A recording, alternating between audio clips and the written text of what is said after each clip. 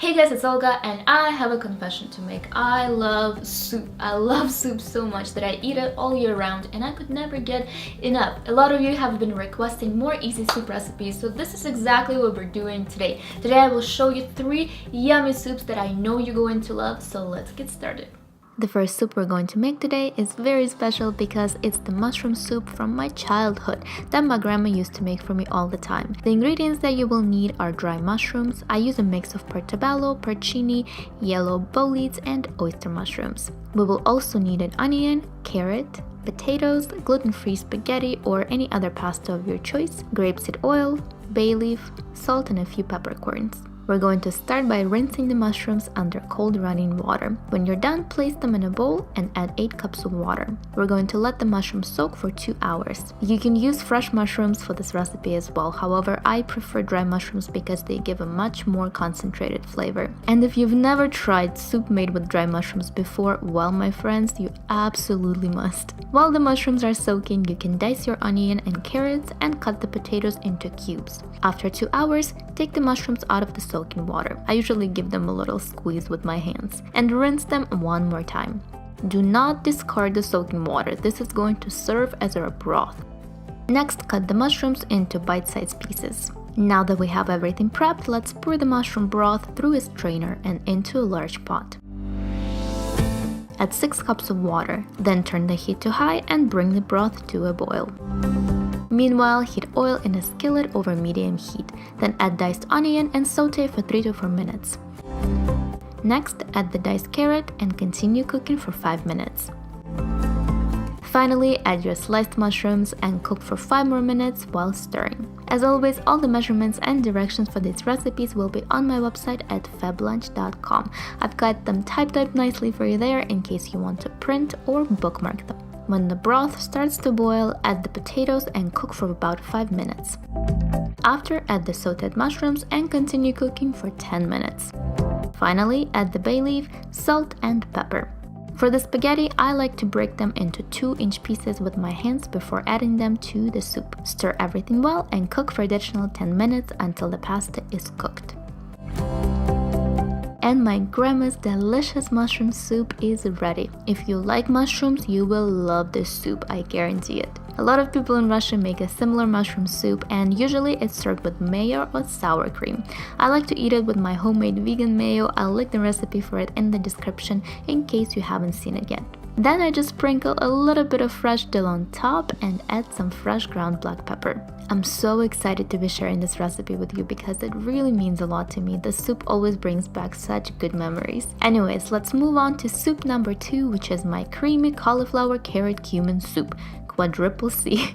To make it, you will need grapeseed oil, onion, garlic, carrots, cauliflower, and water. For the spices, I add ground ginger, cumin, coriander, bay leaf, salt, and pepper. So I went ahead and diced the carrots and cut the cauliflower into small florets. You don't need to cut them nicely, we're going to be blending the soup anyways. So let's heat the oil in a large pot over medium heat and saute diced onion and garlic for about 3 minutes.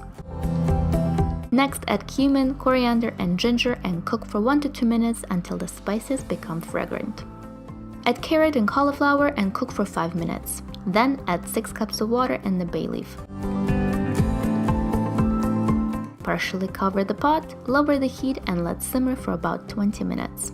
After 20 minutes, season with salt and pepper and give your soup a good stir. Now let's blend it all to create a creamy deliciousness. I usually blend this soup in 2 batches and I use my Vitamix for this. It always gives such a smooth consistency to soups, it's amazing. Pour the soup into a bowl and if you want, you can garnish it with some pine nuts and fresh parsley. Our creamy cauliflower carrot cumin soup is done. Super simple to make. All the spices in the soup really elevate the flavor of this dish. Definitely give it a try if you like creamy soups. And the final soup I will show you today is my spin on vegan chili. This is no bean quinoa chili, and to make it you will need some grapeseed oil, garlic, onion, red pepper, tomatoes, you can use fresh or canned, quinoa, red lentils, peas, corn, and some cilantro. For the seasoning, I've got here cumin, chili powder, chipotle chili pepper, cinnamon, curry powder, salt and pepper. Let's start by heating the oil in a large pot over medium heat and sauteing garlic and onion for 3 to 4 minutes. Next, add all the spices and mix well.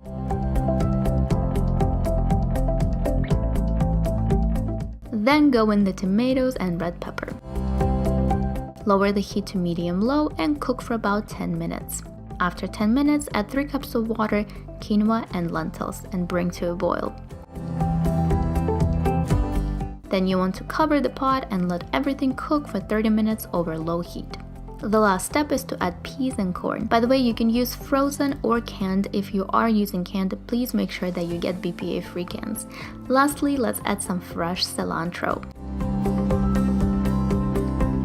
Let cook for 5 more minutes and you're done. As you can see, the consistency of this chili is very thick. If you want it to be more liquid, feel free to add more water. I like to serve it with some avocado slices and more cilantro. This is a really flavorful and filling dish. The reason I skipped the beans is because, as you know, beans and I don't get along. You can add the beans to this recipe if you want. I think that quinoa and lentils work really well in this chili. They make it satisfying and full of plant-based protein. So I hope you give it a try and enjoy. Thank you so much for watching. I hope that you guys enjoyed this video. If you did, please make sure to give it a thumbs up and subscribe to my channel down below for more recipes like you saw today. Let me know in the comments which soup you're looking forward to trying the most, and of course when you do recreate it, please make sure to send me a picture on Facebook or on Instagram, and don't forget to tag me in it so I can find it and like it. I love you guys so much. I will see you in my next video. Bye!